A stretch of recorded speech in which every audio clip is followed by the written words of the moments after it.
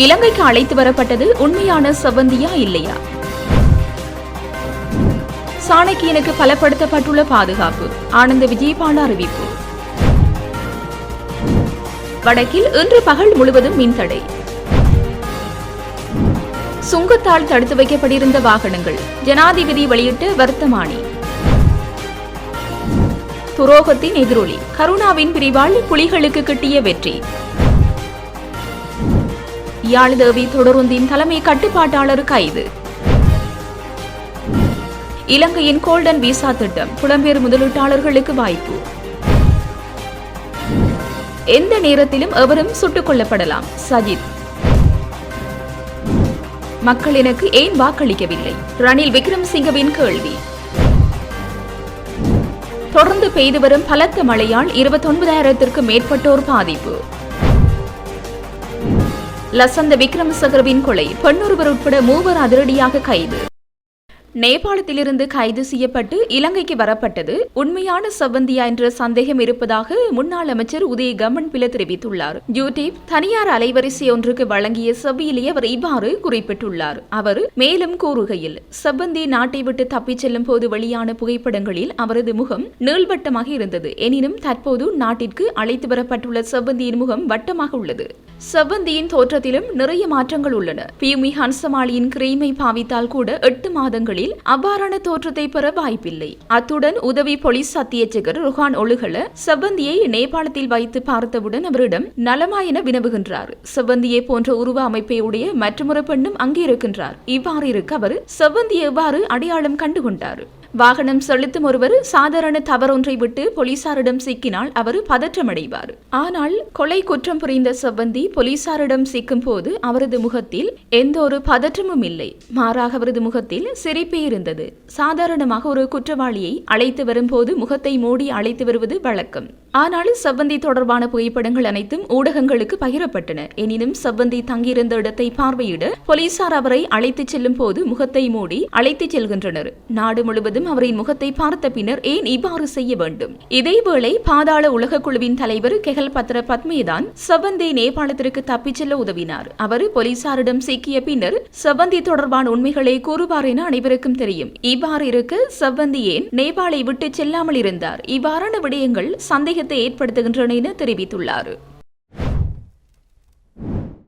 தனது நாட்டில் மட்டுமல்லாது உலகிலும் போதைப் பொருள் பயன்பாட்டை தடுக்க நடவடிக்கை எடுக்கும் ஒரே ஜனாதிபதி அனுரகுமார திசாநாயக்க என தேசிய மக்கள் சக்தியின் நாடாளுமன்ற உறுப்பினர் தேவானந்த சுரவீர தெரிவித்துள்ளார். ஊடகங்களை சந்தித்து கருத்து தெரிவிக்கையிலே அவர் இவ்வாறு குறிப்பிட்டுள்ளார். அவர் மேலும் கூறுகையில், நாடு ஒரு தேசிய சக்தியாக சுத்திகரிக்கப்பட்டு மக்களின் தேசிய பாதுகாப்பு நிறுவப்பட்டு வருகின்றது. இவ்வாறு இருக்க கடந்த கால பாதாள குழுக்களில் உருவாக்கப்பட்ட நெருக்கடியின் அடிப்படையிலேயே வெலிகம பிரதேச சபை தலைவர் கொல்லப்பட்டார். இந்த நாட்டில் மட்டுமல்லாது உலகிலும் ஒழுங்கமைக்கப்பட்ட குற்ற கும்பல்கள் மற்றும் போதைப் பொருள் பயன்பாட்டை தடுப்பதற்கு ஜனாதிபதி அனுரகுமார திசாநாயக்க முயற்சி எடுத்து வருகின்றார். ஜனாதிபதி நடவடிக்கைகள் காரணமாக வெளிநாடுகளுக்கு தப்பியோடிய ஒழுங்கமைக்கப்பட்ட குற்ற கும்பல்களின் தலைவர்கள் இலங்கைக்கு கொண்டுவரப்பட்டனர் என தெரிவித்துள்ளார்.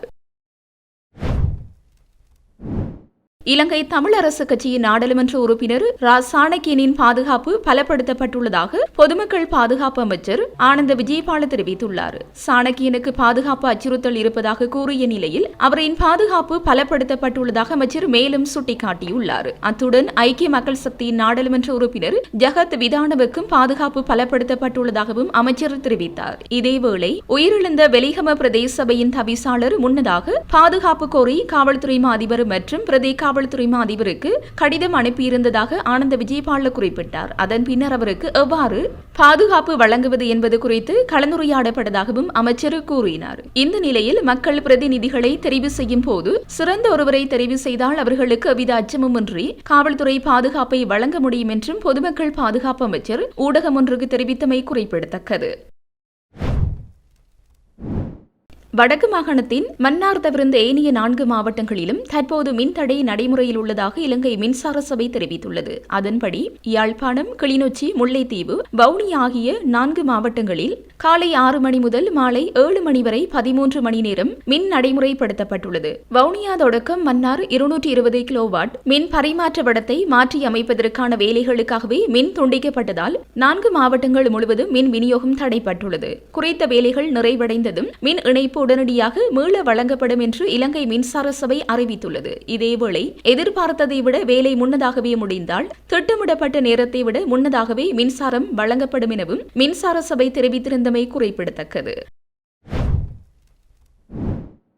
சுங்கத்தால் தடுத்து வைக்கப்பட்டிருந்த வாகனங்களை விடுவிக்க அனுமதி அளித்து புதிய வர்த்தமானி வெளியிடப்பட்டுள்ளது. குறித்த வர்த்தமானியை ஜனாதிபதி அனுரகுமார திசாநாயக்க வெளியிட்டுள்ளார். உற்பத்தி நாடு அல்லாத வேறொரு நாட்டில் சர்வதேச நாணய கடிதம் திறக்கப்பட்டு இறக்குமதி செய்யப்பட்ட வாகனங்களை நிபந்தனைகளுடன் விடுவிக்க இதனூடாக அனுமதிக்கப்பட்டுள்ளது. ஏற்றுமதி மற்றும் இறக்குமதி கட்டுப்பாடு சட்டத்தை மீறியதாக தெரிவிக்கப்பட்டு கடந்த மே மாதம் முதல் துறைமுகங்களில் நூற்றுக்கணக்கான வாகனங்கள் தடுத்து வைக்கப்பட்டிருந்தன. இந்த நிலையில் ஆவணங்கள் மற்றும் பதிவு தொடர்பான குறிப்பிட்ட நிபந்தனைகளுக்கு உட்பட்டு அவற்றை விடுவிக்க நேற்று முதல் நடைமுறைக்கு வரும் வகையில் இந்த வர்த்தமானி அறிவித்தல் வெளியிடப்பட்டுள்ளமை குறிப்பிடத்தக்கது.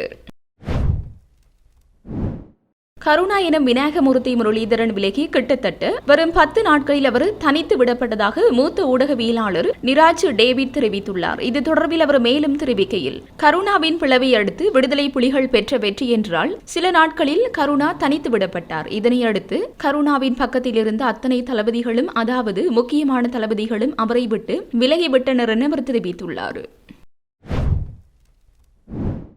கடமை நேரத்தில் மது அருந்திய குற்றச்சாட்டின் பேரில் யாழ்தேவி தொடருந்தின் தலைமை கட்டுப்பாட்டாளர் தொடர்ந்து பாதுகாப்பு அதிகாரிகளால் கைது செய்யப்பட்டுள்ளார். அதன்படி அவர் நேற்று பிற்பகல் அனுராதபுரத்தில் வைத்து கைது செய்யப்பட்டுள்ளார். காங்கேசந்துறையிலிருந்து கொழும்பு கோட்டை நோக்கி பயணித்த குறித்த தொடர்ந்து பிற்பகல் 2:40 மணியளவில் அனுராதபுரம் தொடர்ந்து நிலையத்தை அடைந்துள்ளது. இதன்போது அவர் மது அருந்தியிருந்த நிலையில் அதிகாரிகளால் கைது செய்யப்பட்டுள்ளார். கைது செய்யப்பட்டவர் அனுராதபுரம் காவல்துறையினரிடம் ஒப்படைக்க நடவடிக்கை எடுக்கப்பட்டுள்ளது. அதனைத் தொடர்ந்து அவர் நீதிமன்றத்தில் சட்ட வைத்திய அதிகாரி முன்னிலையில் முன்னிலைப்படுத்தப்பட உள்ளார்.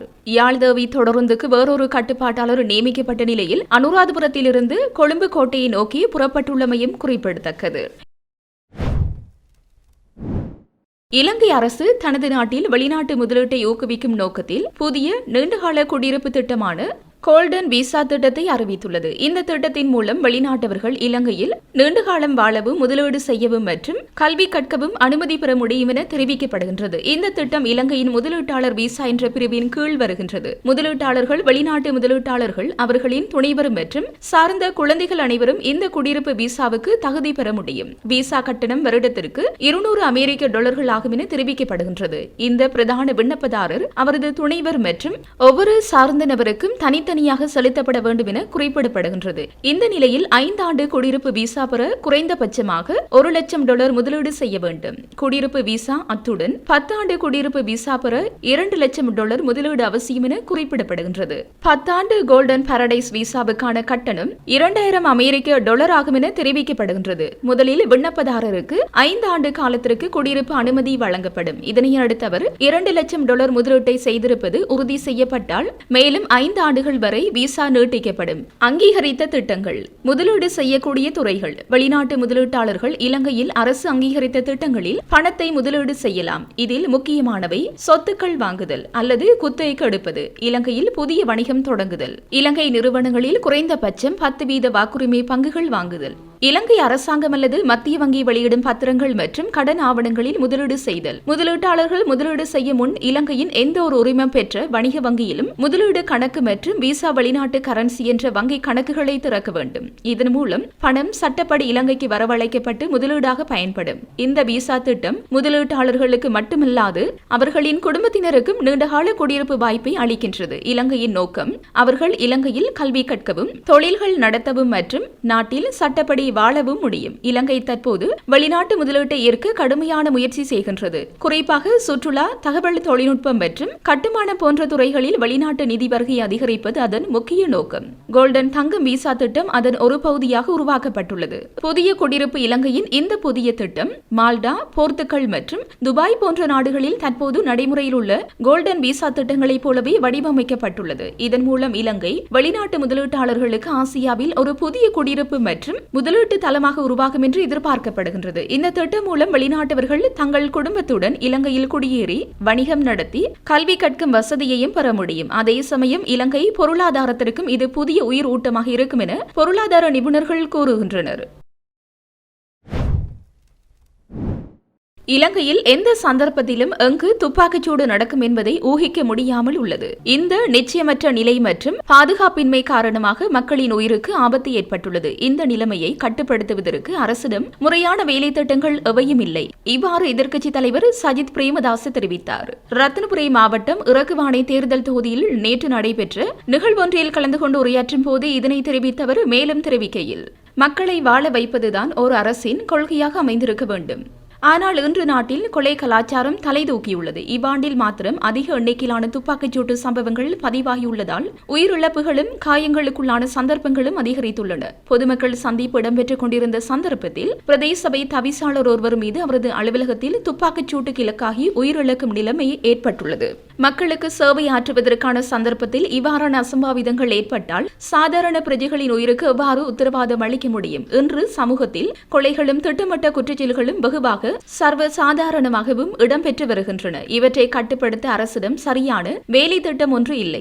இந்த அரசின் பலவீனம் காரணமாக கொலைகாரர்களும் கொள்ளையர்களும் குற்றங்களை செய்வதற்கான கதவுகள் திறக்கப்பட்டுள்ளன. தான் கொலை செய்யப்படுவதற்கு முன்னர் வெலிகம பிரதேச சபை தவிசாளர் தனக்கு உயிர் அச்சுறுத்தல் காணப்படுவதாகவும் எனவே தனக்கு பாதுகாப்பு வழங்குமாறும் போலீஸ் மாதிபரிடம் எழுத்து மூலம் கோரிக்கை விடுத்துள்ளார். ஆனால் போலீஸ் மாதிபர் உட்பட போலீசார் அதற்குரிய எந்த நடவடிக்கையும் எடுக்கவில்லை. இன்று இந்த நாட்டில் எந்த சந்தர்ப்பத்தில் எங்கு துப்பாக்கிச்சூடு நடக்கும் என்பதை ஊகிக்க முடியாமல் உள்ளது. இந்த நிச்சயமற்ற நிலை மற்றும் பாதுகாப்பின்மை காரணமாக மக்களின் உயிருக்கு ஆபத்து ஏற்பட்டுள்ளது.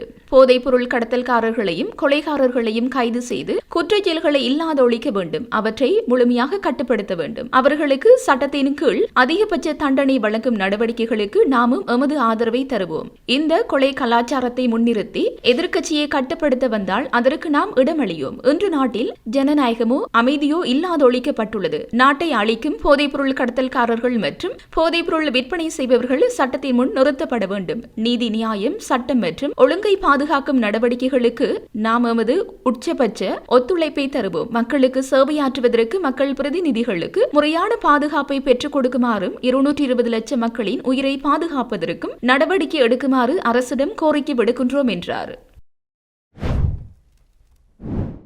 1980களில் திட்டமிட்ட கல்வி முறைமை சீர்திருத்தங்களை அக்காலத்தில் மக்கள் விடுதலை முன்னணி உள்ளிட்ட பல கட்சிகள் எதிர்த்தன. ஆனால் இன்று அதே கல்வி முறைமையை ஜேவிபி உயர்த்தி பிடிக்க முயற்சிக்கிறது என்று குறிப்பிட்ட முன்னாள் ஜனாதிபதி ரணில் விக்ரமசிங்கே பல்வேறு முக்கிய திட்டங்கள் நாட்டில் வெற்றிகரமாக முன்னெடுக்க காரணமாகிய போதிலும் மக்கள் எனக்கு ஏன் வாக்களிக்கவில்லை என்று கட்சி உறுப்பினர்களிடம் கேள்வி எழுப்பினார். கொழும்பு 7 அமைந்துள்ள அரசியல் அலுவலகத்தில் வியாழக்கிழமை பிற்பகல் இடம்பெற்ற சந்திப்பொன்றிலேயே இவ்வாறு கேள்வி எழுப்பினார். இதன்போது பெரும்பாலான உறுப்பினர்கள் முன்வைத்த கருத்து என்னவென்றால், ரணில் விக்ரமசிங்கே எப்போதும் ஒரு தசாப்தம் முன்னோக்கி சிந்திக்கிறார்.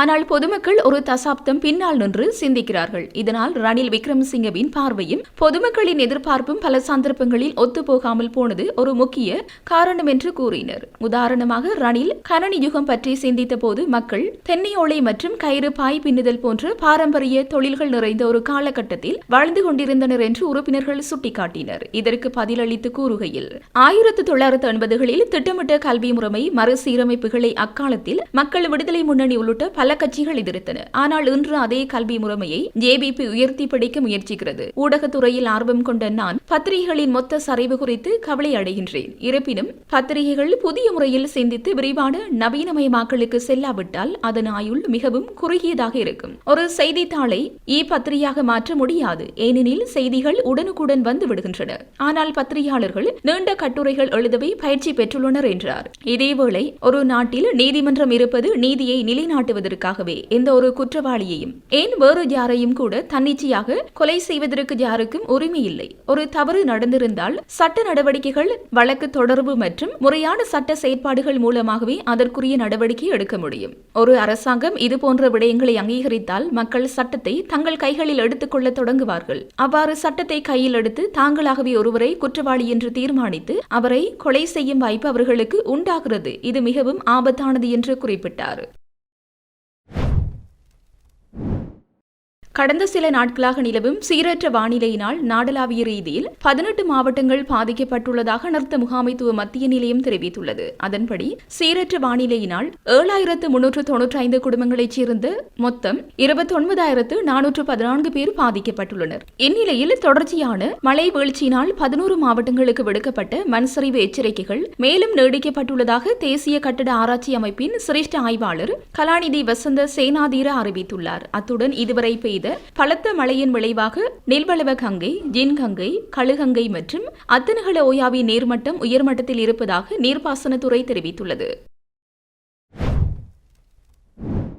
வெலிகம பிரதேச சபை தலைவர் லசந்த விக்ரமசகரவின் கொலை தொடர்பில் 3 கைது செய்யப்பட்டுள்ளனர். குற்றப்புலனாய்வு பிரிவு இன்று 3 பேரை கைது செய்துள்ளதாக போலீசார் தெரிவித்துள்ளனர். ஹெகிராவ பகுதியில் இந்த கைது நடவடிக்கைகள் இடம்பெற்றுள்ளன. இவ்வாறு கைது செய்யப்பட்ட 3 ஒரு பெண்ணும் அடங்குவதாக போலீசார் தெரிவித்துள்ளனர். சம்பவம் குறித்து மேலும் விசாரணைகள் நடைபெற்று வருவதுடன் நேற்று தென் மாகாணம் முழுவதும் போலீசார் சிறப்பு தேடுதல் நடவடிக்கை மேற்கொண்டிருந்தனர். இதற்கிடையில் படுகொலை செய்யப்பட்ட வெலிகம பிரதேச சபை தலைவர் லசந்த விக்ரமசகரவின் இறுதிச் சடங்குகள் இன்று பிற்பகல் நடைபெறவுள்ள நிலையில் உடலுக்கு இறுதி அஞ்சலி செலுத்த அரசியல்வாதிகள் உள்ளிட்ட பலர் வருகை தந்துள்ளனர்.